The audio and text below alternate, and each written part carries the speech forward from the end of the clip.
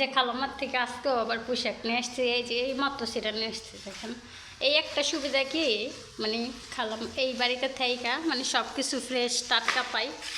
তো এই যে দেখেন নিয়ে আসছি।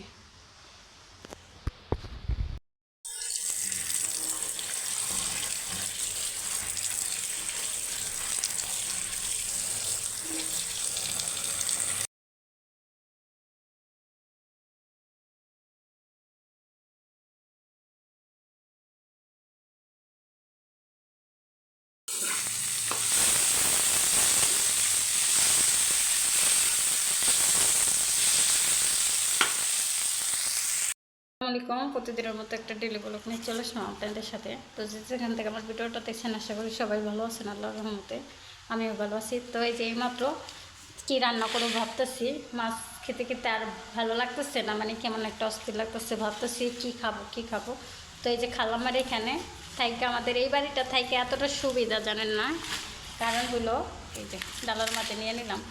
কারণ হলো এই বাড়িতে যখন মানে তরি তরকারি না থাকে হাতের কাছে, কিন্তু উনি মাসাল্লাহ সব কিছুই কম বেশি লাগায়। তো আমাদের বাজারটা একটু মন চাইলেও যাইতে পারি, কাঁচা বাজারের জন্য না মন চাইলেও কিছু মানে এইখান থেকে কেনাকাটি করতে পারি। তো যেমন এই যে আজকে বেলা এখন কিন্তু 12টা বেজে গেছে, অলরেডি আমার দেরি হয়ে গেছে ওনার আশা থাকতে থাকতে। তো এই যে শাক নিয়ে আসছি, আজকে এই শাকগুলো ভাজি করব।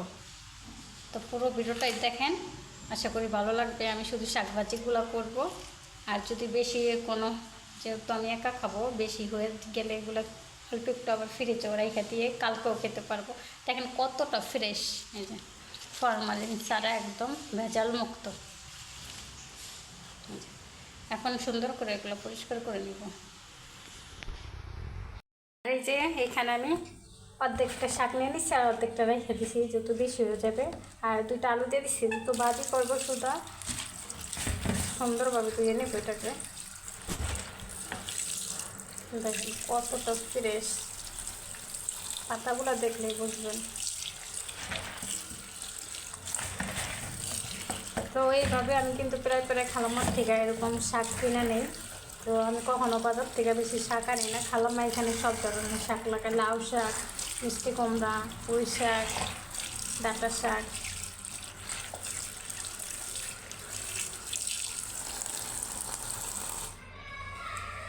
এখানে শাকটা সুন্দরভাবে ধুয়ে পাতিলে বসাই দিচ্ছি সিদ্ধ হওয়ার জন্য।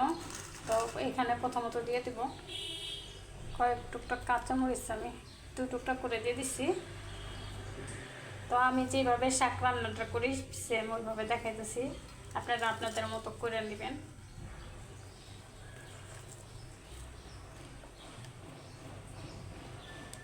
রসুন কুচি, পেঁয়াজ কুচি, এখন দিয়ে দেবো লবণ। তো ঢাকনাতে ডেকে এটাকে সিদ্ধ হওয়ার জন্য চুলায় বসিয়ে দেবো। দেখেন শাকগুলো কোথায় গেছে, এখন দেখা যায় শুধু আলু আর আলু। ভুল হয়েছে, পুরো শাকগুলো দিয়ে দিতাম যদি।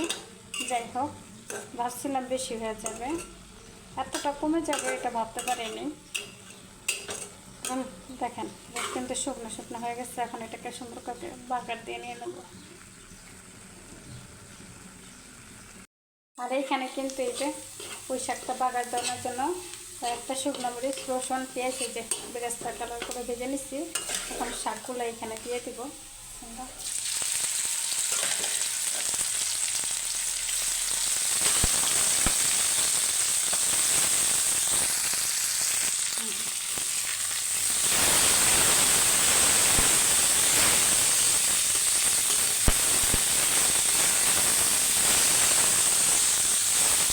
বেশি করে একদম আলু হয়ে গেছে। তো এইভাবে কিন্তু মজা লাগে শাকটা। আমার কাছে আলুটা বেশি পছন্দ করে, সব জিনিসে আলুটা বেশি দেওয়ার চেষ্টা করি।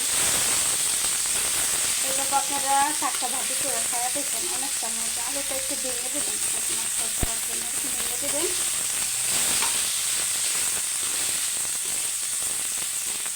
তো যাই হোক, এই ছিল আমার শাক রান্না। আছে কেমন হয়েছে অবশ্যই আমাকে কমেন্টে জানাবেন। আমার ভিডিওটা ভালো লাগলে অবশ্যই আমার পেজটাকে ফলো করবেন, ভিডিওগুলো বেশি বেশি করে শেয়ার করবেন। আর ইউটিউব চ্যানেল থেকে দেখে থাকলে অবশ্যই সাবস্ক্রাইব করে রাখবেন। তো আল্লাহ হাফেজ, সবাই ভালো থাকবেন। ভিডিওটা আমাদের পর্যন্ত।